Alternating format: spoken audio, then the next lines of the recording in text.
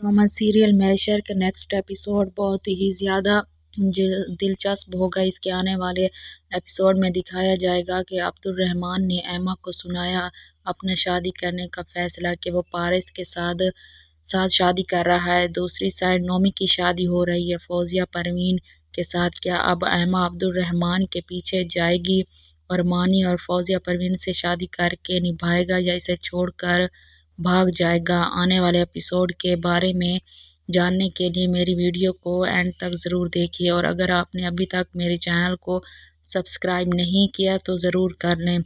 Paris अपने मंगेतर समीर से अब जान छुड़ाने का इरादा रख दिया। इसको किसी ने कॉल करके बताया कि तुम्हारी फुफ्फो तुम पर नाराज़ हो रही है कि तुमने अपने घर पैन गैस रखे हुए हैं और बहुत कुछ। ये सुनकर पारिस बीबी को बहुत गुस्सा आता है। इसको समझ आ जाती है कि समीर ने बताया होगा क्योंकि इसी को तकलीफ़ हो रही थी। इधर से आ जाएगा समीर तो पारिस समीर से कहेगी कि अच्छा ये सब तुमने बताया उन्हें, अच्छा हुआ कि शादी से पहले ही तुम्हारी असलियत आ गई सामने। पारिस बहुत ज़्यादा नाराज़ होगी समीर पर।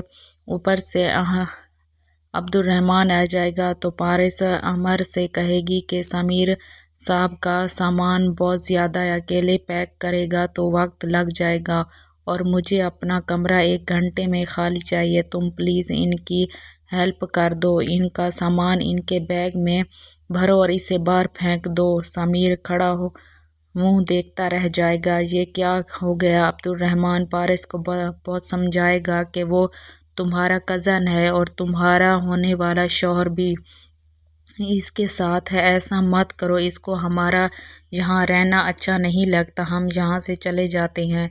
वैसे भी एक दिन हमें यहाँ से जाना ही है। मगर पारिस राज़ी नहीं होगी। वो कहेगी कि मीर तुम कहीं नहीं जाओगी, समीर ही जाएगा। इसने मुझ पर शक किया है, आज इसका ये हाल है तो शादी के बाद ये क्या करेगा?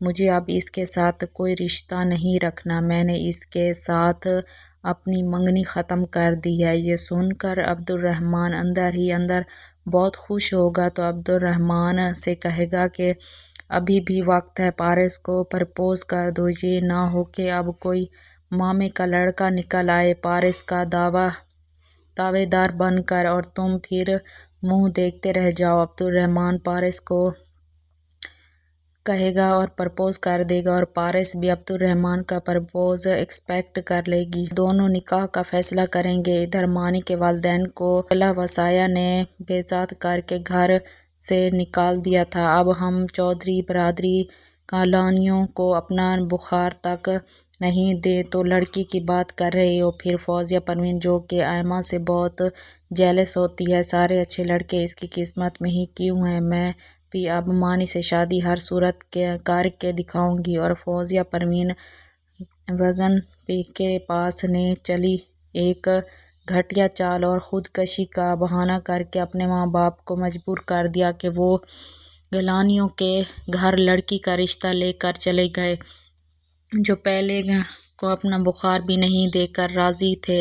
मानी और फौजिया परवीन की शादी की डेट फिक्स कर दी जाएगी और शादी की तैयारियां शुरू हो जाएंगी। मानी को फूलों का सेहरा पहनाने का टाइम आ जाएगा, मगर मानी को कोई खुशी नहीं होगी अपनी ज़बरदस्ती की शादी से। मानी अपने बाप से कहेगा कि इस वक्त तो मुझे अपना आप किसी ड्रामे का किरदार ही लगता है।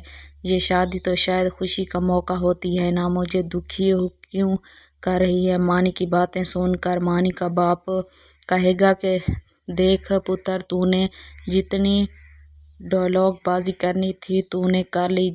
जिस पर मानी कहेगा कि आप फिक्र ना करें, आपके चौधरी ख़ानदान की बहू को नाराज़ नहीं करूँगा। मगर फौजिया परवीन की हरकतें ही ऐसी होंगी कि जो मानी की बर्दाश्त से बाहर होंगी। मानी एक्शन तक फौजिया परवीन को बर्दाश्त करेगा और अपने बाप से क्या हुआ वादा भी निभाएगा, मगर इलेक्शन के बाद फौजिया परवीन को इसकी असल सियासत दिखाएगा। मानी दूसरी तरफ अब्दुल रहमान पारिस के साथ अपनी शादी के बारे में सब कुछ तय कर लेगा और एमा को कॉल करेगा और एमा मानी की शादी में मसरूफ़ होती है तो अब्दुल रहमान कहेगा कि तुम्हारे पास चंद मिनट होंगे, मैं तुमसे बहुत ضروری بات کرنا چاہتا ہوں میرے اور تمہارے بارے میں۔ ایما، تم اس بات کی گواہ ہو کہ میں تم سے اور تم مجھ سے شادی کرنا ہی نہیں چاہتے تھے۔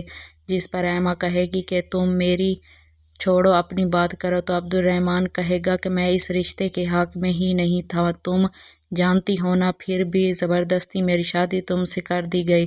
تو ایما پوچھے گی کہ مجھے تم اب یہ سب کیوں بتا رہے ہو؟ جس پر عبد الرحمن کہے گا کہ ایما، میں اس لیے بتا رہا ہوں کہ مجھے یہاں ایک لڑکی ملی ہے جو کہ مجھے لگتا ہے کہ وہ میری لائف پارٹنر ہو سکتی ہے، اس لیے ہم نے سوچا کہ ہم شادی کر لیں۔ ایما عبد الرحمن کی باتیں سن کر بہت پریشان ہو جائے گی، کیونکہ ایما اپنے سچے دل سے عبد الرحمن کے ساتھ اپنا رشتہ نبھا رہی تھی، تاکہ نہ کسی مجبوری کے تحت۔